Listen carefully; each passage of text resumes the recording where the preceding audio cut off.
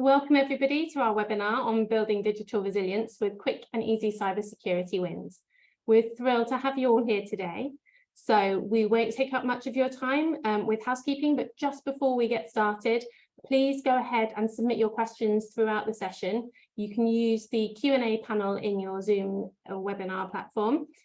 We will come to these all at the end, so please don't think we've missed your question. We will come to everything all at the end once Rois and Rob have finished. So we have two fantastic speakers with us here today who are going to share their practical insights in the field of cyber governance and technology. Dr. Rois Ni Thuama is the head of cyber governance at Red Sift. She's an instructor on the Joint Command and Staff course with the Irish Defence Forces and has been the head of cyber governance at Red Sift since 2017. Rob Pocock, meanwhile, is the technology director here at Red Helix. He selects the technology that underpins our managed services and continually evaluates these so that we can allow our clients to benefit from the most advanced solutions. Rob has worked at Red Helix for over 20 years now, so has witnessed firsthand how the threats faced by our clients have evolved over the decades. So let me hand over to Rois, who's going to share her insights into the situation today. Thanks, Michelle. So I don't envy anybody in business today. There's a whole lot going on. We know that the price to prosper for all businesses includes a digital estate, not just to drive efficiencies, but to develop and maintain multi-channels of communications for consumers and clients to find and connect with these businesses online. And then that's to say nothing of the efforts that businesses must put into making themselves more attractive. In addition, the business world also needs to contend with a multitude of factors that have converged to create what I think is an exceptionally demanding and challenging environment. For example, in March this year, global financial markets were shaken by significant banking crisis. We had the downfall of Silicon Valley Bank in the United States and the beleaguered Credit Suisse in Switzerland, which resulted in a government-brokered takeover by UBS. And these events have set the stage for a series of transformative shifts that demand businesses adapt swiftly. And we're seeing further disruptions. So according to a survey conducted by the World Economic Forum, chief economists expressed concerns about the future, with 67% expecting additional bank failures or serious financial disruptions this year. In that same survey, it revealed that 82% of these chief economists believed that securing bank loans would become more challenging, while 73% anticipated a slowdown in investment and activity. We'll come back to this point. So we also are seeing, changing global supply chains. The shifting landscape of globalization is another area of concern for businesses. In the survey, 100% of the chief economists who were surveyed agreed that global supply chains would undergo structural changes in the next 3 years. And of these, 91% expected a reprioritization of resilience over efficiency in supply chain management. 94% believed that restructuring would align with geopolitical fault lines. So we're moving closer and closer towards our allies. And these transformations will require businesses to reassess their strategies and adapt to the evolving global economic landscape. We're seeing we're going to need to preserve assets and mitigate disruption. So with financial resources becoming scarcer, so money is tighter, the importance of preserving assets and avoiding unnecessary disruptions and expenses becomes paramount. Businesses will need to navigate these challenging times by implementing sound risk management practices and ensuring operational stability and safeguarding their assets to weather the storm successfully. We're seeing a rise in shareholder class actions. So recent successful class actions in the United States serve as a reminder of the increasing scrutiny that businesses are facing. The case of SolarWinds, for example, where misleading information led to financial losses for shareholders, illustrates a number of things. One, the consequences of failing to address avoidable cyber attacks. Two, failing to disclose such incidents. And 3, that investors are becoming more sophisticated about unpacking how these attacks are impacting them. And while the impact of solar winds, for example, is yet to reach European shores, the EU has already taken steps to address the gap in the law, which made it difficult for individuals in Europe to form a class. So the Collective Redress Directive is now law, and that provides individuals with the means to act collectively and potentially reshape the litigation landscape for businesses operating in Europe. It will be more efficient, it will be more effective, and it will be much easier for the individual to take class actions. And then, of course, there's a skills shortage. So we keep hearing about this number, and it ranges from between 3.2 and 3.5 million workers in the cybersecurity sector. So there's a gap of skilled professionals. But we also know at the same time that the cyber threat landscape continues to expand as criminals devise new and novel ways to disrupt business. So this is going to put additional pressure on businesses to resolve both long-standing known significant cyber threats, as well as to continue to patch and address for new known significant cyber threats, as well as consider novelties that are appearing on that landscape. Finding experts to solve these problems at scale is going to further remove skilled cybersecurity experts from businesses as they look to solve these problems. The number of new businesses incorporated in the UK in the first quarter of this year, according to Companies House, reached a record level. It was just over 220,000 new businesses.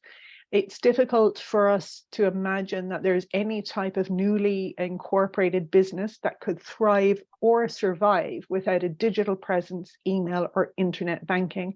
And they're all going to be clamoring for the same skill set. And the reality is that unless we're using the right tools for the right job, we're never going to have enough people. So we have an expanding landscape. We have novelty, new cyber attacks, and then we also have the absence of these skills. So by failing to adopt the right tools for the job, it's kind of like bringing a knife to a gunfight, and we're not really putting ourselves in the strongest position that we could as businesses. So we're short on skilled personnel, and we need to do what we can to alleviate that, because that creates other problems for businesses, like the bad hire. So we know that the cost of bad hires to businesses is calculated to be approximately 130,000 for a middle manager on 40,000 on a salary of 40,000. That sum includes lost salary, wasted training, recruitment fees, lost productivity, but it doesn't measure the impact on the rest of the team. So skill shortage, going out, trying to hire, bad hire, additional costs. There's also the issue of tightening in the cyber insurance sector. So in January this year, you'll remember the FT published a headline quoting the CEO of Zurich Insurance, and it read that cybersecurity was becoming uninsurable. It's not so much that it's becoming uninsurable, it's that insurance companies are now requiring businesses to meet their legal obligations. In the UK, those obligations arise under the Insurance Act 2015. And so what businesses need to do is to disclose every material circumstance which they know about or ought to know about. So, for instance, a business that is looking for cyber insurance ought to know what the biggest threats are and whether or not they have fixed them. So there's also changes in the regulatory landscape. So I mentioned already the Collective Redress Directive, but we're seeing other things happening. The markets have responded.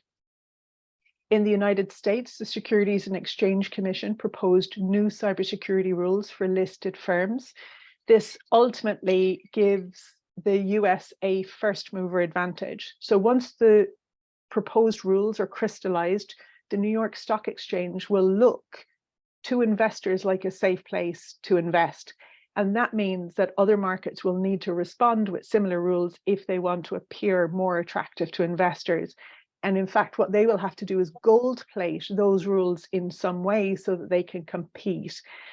What it looks like now is too early to say, but we know that the direction of travel for legislators and rule makers is towards sensible measures. And while we wait for the markets to respond to this, we anticipate London responding and gold plating it. But we've seen the EU already take steps to shore up the financial sector with the Digital Operational Resilience Act. That's already in play. Compliance with this act is required by January 2025. It applies to everyone from banks to crypto asset bros, you name it. If it holds, manages, protects, invests, rates, raises, or transfers money, it's on the list. I could go on, Michelle, but I don't want to take up the entire time. I've painted rather a grim picture. The times are challenging, and there's a lot for businesses to consider.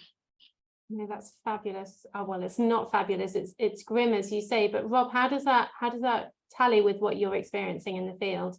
Yeah, it's very similar. I see two types of customer. Or two types of customers who need help. There's the panic buyers. They will go out and buy whatever security tool they can find because they think it's going to solve a problem for them. These customers, they tend to come from, all those requests tend to come from companies which have just been breached, and they've got a board breathing down their neck, and they've got to solve this problem now. Or they're one of their competitors have just been breached and they think they're next in line. Or what happens more often than not, one of their friends down the golf club, their company's just been breached, and he's telling them how desperately bad it's been, and they suddenly think, oh, I better do something about this. The other type of customer is the ones who don't know where to start. They stick their head in the sand and they say, I'm not interested in cybersecurity. It's not core to my business. My business is making ball bearings or making biscuits or whatever they do. And they don't even want to try and understand cybersecurity because it seems too complicated. And when I see these companies, and actually both customers are kind of the same customer, just at different points on a timeline. They normally start here and then they go into panic buy because something's happened. And at that point, two things happen. If they panic buy, they might pick up the right product. They might not, but more often than not, they've got no way of measuring the usefulness of that product. When we look at customers who plan their cyber spend and how they're going to tackle these problems, they have a plan. They know what the risks is, or sorry, what the risks are. They know what products, what tools, or what services, or what processes they've put in place, so they can measure how they're working. And those customers then, if they got that plan, they can then go back to the board or go back to their seniors and say, we did this, and this is the results. If you don't have that plan in place, then you don't know how well you've done. You don't know if it's been successful or not. All you've done is spend sometimes a lot of money quickly without really knowing what the outcome is. And when I come to think about these two customers, say they're both very similar. And I think we as security professionals are somewhat to blame for both of these attitudes, because the language we use, we like to overcomplicate the language when we're talking to senior members of the board or other colleagues. And we can talk about all these marvelous three-letter acronyms. It seems that we have a Scrabble bag every week and pick another 3 letters out and then come up with a reason to use those 3 letters. And I think we've got to simplify how we talk about cybercrime. Yeah, it's crime. Yeah, we can almost drop the cyber bit. If someone steals my data, yeah, that's theft, and we all understand theft. If someone gets hold of my data and encrypts it or steals it and threatens to sell it to my competitors, that's blackmail, and we understand blackmail. If I'm the manager, or if I look after waterworks, okay, and someone threatens to open all my valves and dump 10,000 million gallons of chlorine into the watercourse, yeah, that's terrorism. Yeah, we wrap these other words around it in the cyberspace, which I think causes a lot of misunderstanding and a lot of, I'm going to stick my head in the sand because this sounds too complicated, sorry. So if we start changing the way we use our language and we start drop in all these acronyms when we're talking to people not inside our industry or in our sort of core group, then I think we get a better empowerment and I think a better understanding of what the problem is and how we can solve it. So I guess what we're then looking for is are there some trustworthy, useful frameworks which we can take, listen to, and then work on so we can start getting this language better. Thank you, Rob. So this is really interesting. I'm really interested in what Rob has to say about the lack of discipline in the naming protocol for crimes.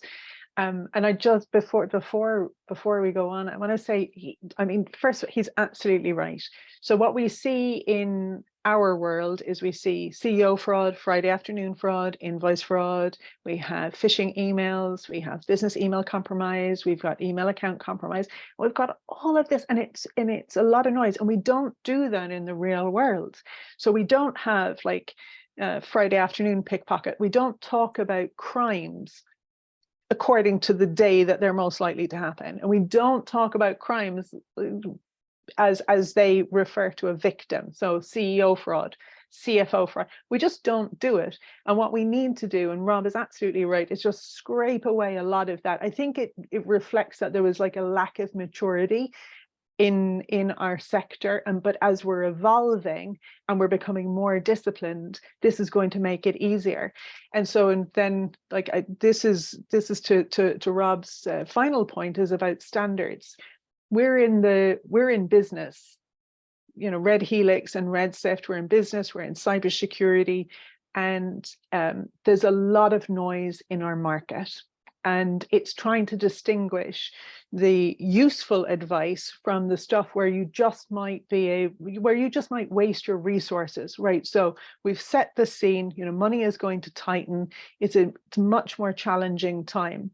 How do you know what it is you need to do? So credible sources. So the FBI, for example, is an excellent credible source. The IC3 report is printed every year, and it gives you a really neat list of what the most significant threats that businesses are facing in the United States. And if you look to the National Cybersecurity Centre in the UK, which is like the preeminent cybersecurity centre in the world, what they say is very similar to what the FBI is saying in their IC3 reports, right? The good guys who are trusted independent experts are all pretty much saying the same thing, right? These are all of the problems.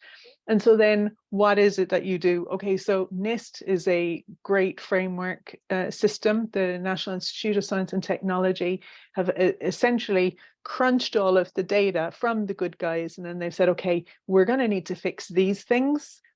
Here's how you're going to do it. And similarly, the UK government, whether it's the National Cybersecurity Centre who offer advice, and actually I'll say this as well for the National Cybersecurity Centre, they've always given very good advice, but it was difficult for businesses to find. So, you know, Rob mentioned, you know, you might be a biscuit maker or you might be ball bearings. You don't have the time to deep dive into the NCSE website.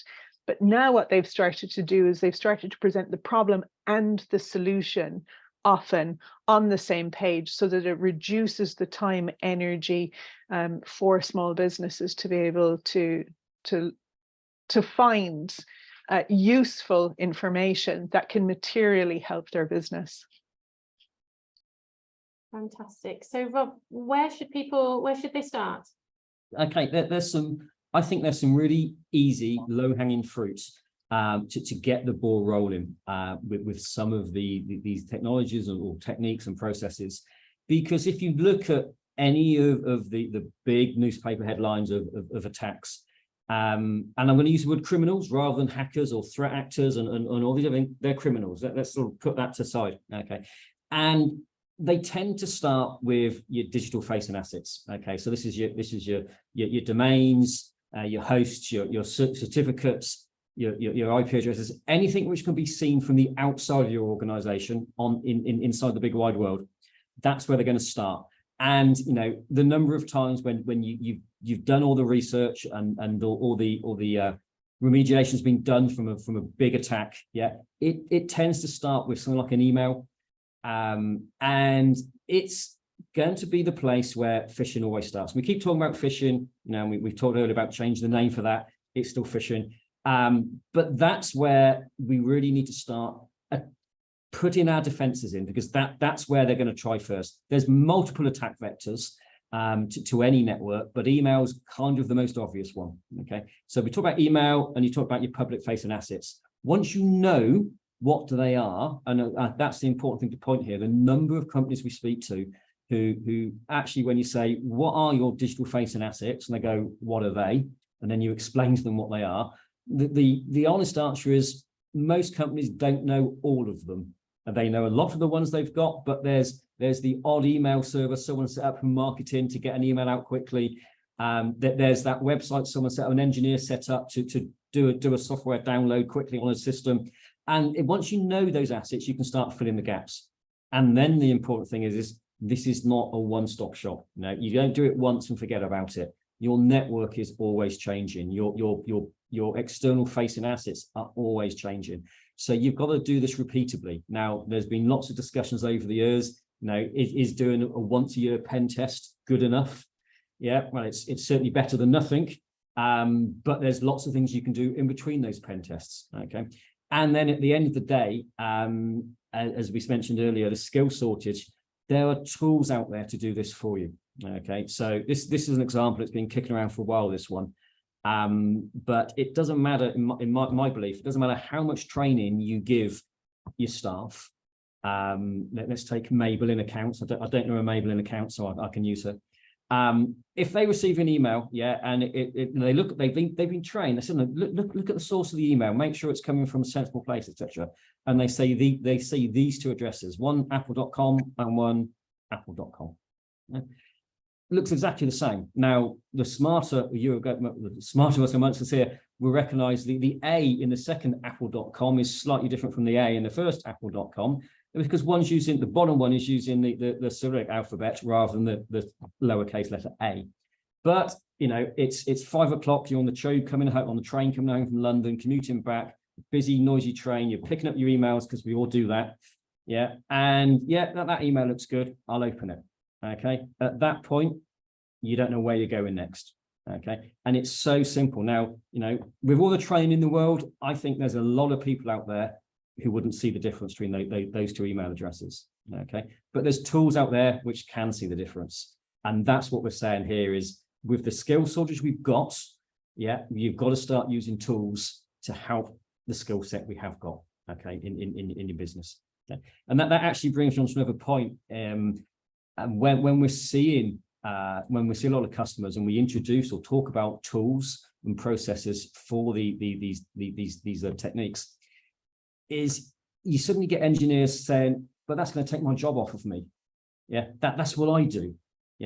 And actually what we're saying is, if you've got tools to do these things, you can actually use your proper skill set to do more complicated things and the more, dare I say it, fun investigations.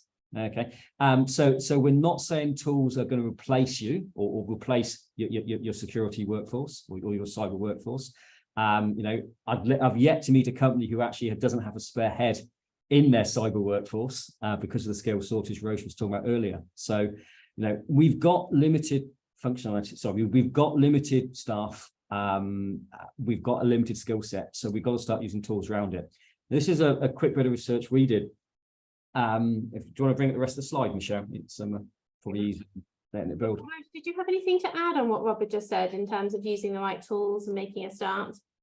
No, I did think, though, I will start to use criminals precisely because Rob has raised a really good point. And just really quickly before we return to the tools, once we start to look at, criminals in the real world, and then we just apply everything that we know to the cyber world, this is almost like a mantra from me. The fundamental principle of criminology is that crime follows opportunity. These guys are not wizards. They're not, they're not winged cyber ninja monkeys, as Dr. Ian Levy at the NCSC used to say. These guys are just ordinary, and what we are doing is we are creating these opportunities and we are allowing them pretty much free reign over the stuff. But yeah, so it sort of deviated from the point on the tools. But I will say this as well, you know, so you know, if we're doing things in the real world, again, we absolutely understand. So this summer's project, I'm putting in a patio. Did I get, you know, did I get a tipper truck to deliver 5 tons of hardcore? Yes, because the alternative would have been for me to go back and forth with a bucket to the merchant. And there's just no amount of people who's going to get that done efficiently, right? And we absolutely understand how tools augment and help us to achieve the ends that we want to in the real world. But then there's just a little bit of hesitancy or reluctance to engage fully with these tools. And if we could just move a little bit faster with some speed and intensity, the progress we would make could, you know, I mean, ultimately, it's the difference between thriving and surviving. Definitely. Yeah, so picking up from that, Rush, it's like, you know, we find when we speak to customers, and we've done some research on this, is a lot of people are saying, well, I do my one-off audit, so I know what my digital facing assets are because I surveyed them 2 years ago. Guess what? They've changed. Yeah, and so we have to embrace this way of, we've got to continuously check our exposure, okay, and say, and tools to help us do this. Things like domain impersonation. So we keep talking about brand awareness and email security. So things like DMARC and protocols like that.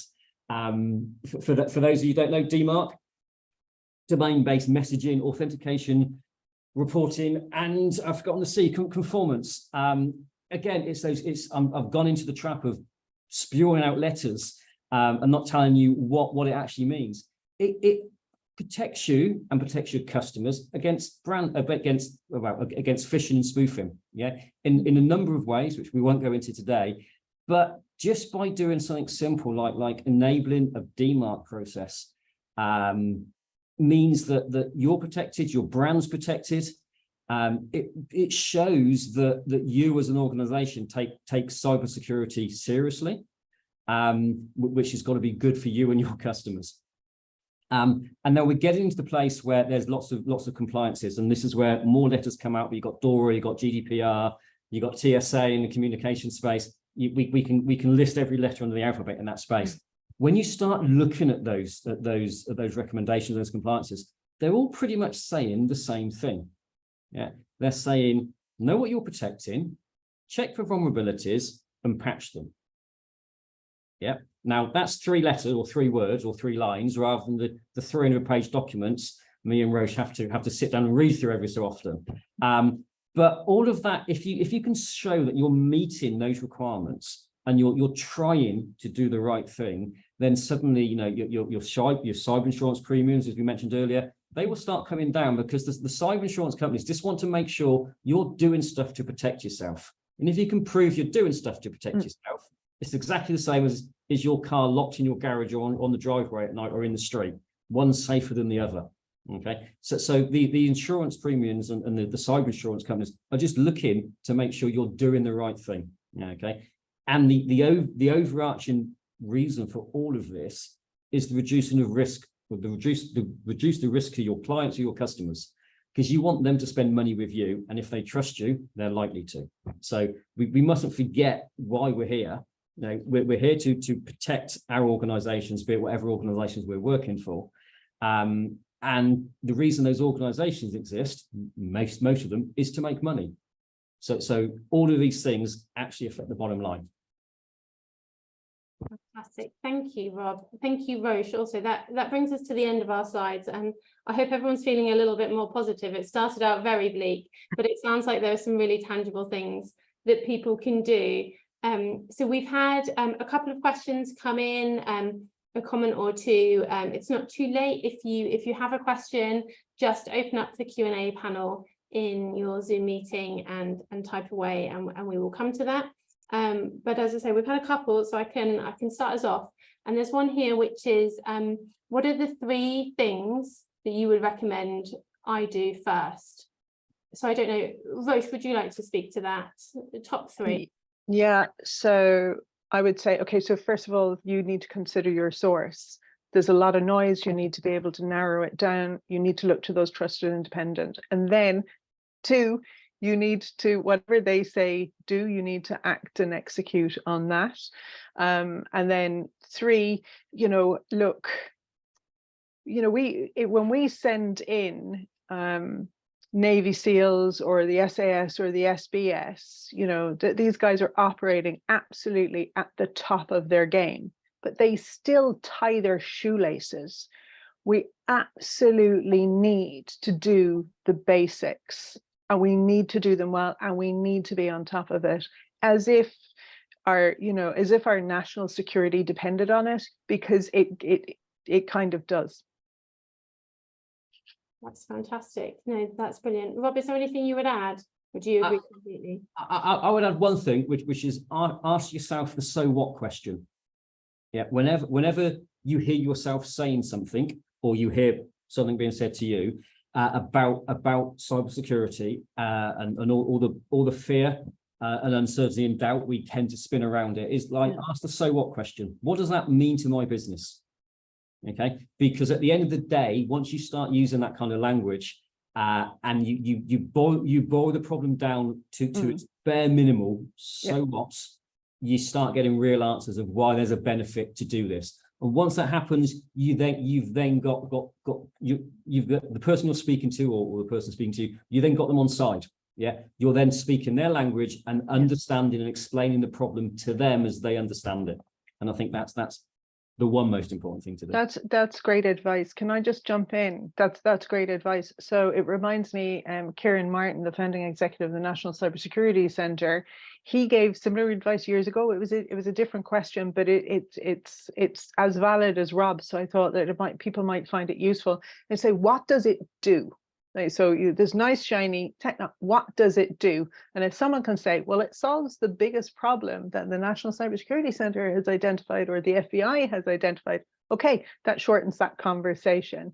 So this is exactly the kind of language. And this is why, and Rob, we were talking about this before we came on, it's this evolution in our sector where, we're starting to really understand that, this moving away from the techno jargon and just having really honest conversations is so important. Fantastic. Okay, we do have a slightly jargony question, and that is asking if we can elaborate on DMARC. Why is it so important? Rob, would you speak to that?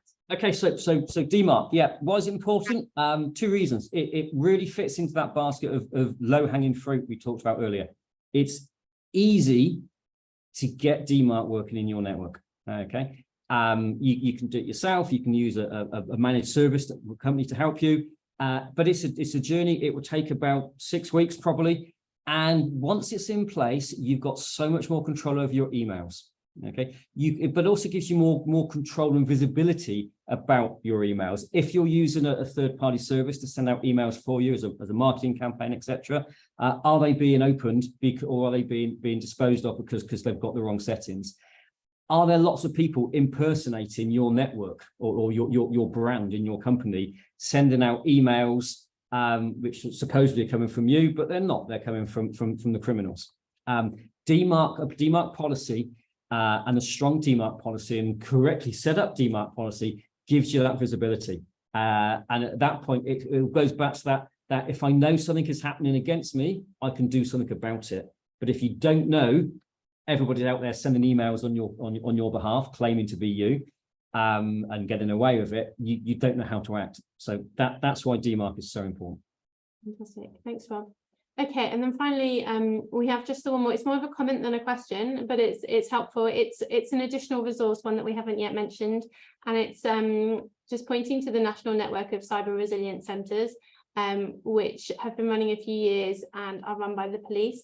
And we have a participant on this webinar who will be very happy to support anyone trying to find their regional centre and looking for resources.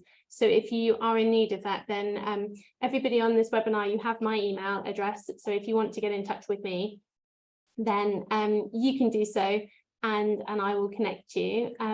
So that brings us to the end of our questions, but it doesn't need to stop you asking questions. If you get home, if you're driving home, or if you think tomorrow, oh gosh, I wish I'd asked that, you all have my email address from the invites. So just ping me an email anytime, and I will be able to find the right person to answer that for you. I probably won't know the answer myself, but I will definitely know who can help. So really do reach out anytime if you have a question. And we also are delighted to be able to offer a free scan of your public-facing assets. So this is something that Rob spoke about, the importance of knowing what your assets are, what other people can see from your company out in the digital world. And if you would like us to run that scan for you, we will do that for you free of charge. Again, all you need to do is ping me an email, just so that I know you'd like us to do that for you, and we can share the results with you, which can, I hope, really help you just to prioritise where you need to start, identify the gaps, and then get those filled. So thank you very much, Roche. Thank you, Rob, for your time. Thank you for sharing your expertise, and thank you everybody who's joined for your time and for your attention today. And as I say, any questions, just reach out anytime. Thank you very much. Thanks, Michelle. Thank you.